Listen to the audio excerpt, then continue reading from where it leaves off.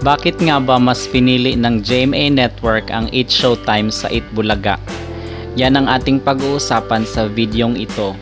Kahapon March 20 ay opisyal ng pumirma ng kontrata ang 8 Showtime sa Kapuso Network para sa paglabas ng noontime show sa naturang istasyon. All-star studded na maituturing ang pagtitipon na ito na ginawa mismo sa istasyon ng GMA Network. Mula sa Mother Ignacia kung saan ang dating istasyon ng ABS-CBN sakay sa isang karosa ang cast ng noontime show. Present sa naturang contract signing ang mga boss ng ABS-CBN na sina Carlo Katigbak, Cory Vidanes at Mark Lopez. Present din sa naturang pagpirma ng kontrata ang mismong host ng show sa pangunguna ni na Vice Ganda, Ann Curtis, Vong Navarro, Jong Hilario, Ryan Bang, Kim Chu, Ogie Alcacid at marami pang iba. Red ang naging motif ng pagpirma bilang simbolo ng matibay na pagsasamahan ng buong cast.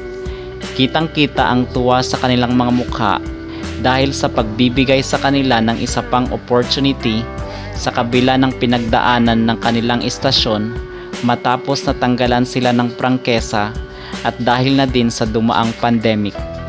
Hindi maitatago ang tuwa ng mga host, lalo na si Ann Curtis, dahil sa hindi makapaniwalang pagkakataon na makapalik siya sa tahanan kung saan ay una siyang nakilala. Kapansin-pansin din ang pagpupunas ng luha ni Vice Ganda sa tuwing may nagsasalita sa harapan.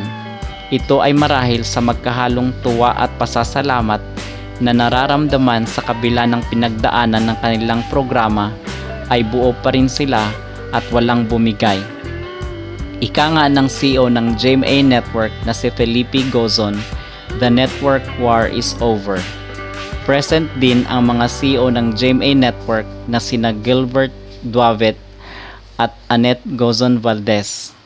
Pero bakit nga ba hindi pinili ng GMA Network ang Itbulaga na kung saan ay nanahanan sa kanila ng ilang dekada?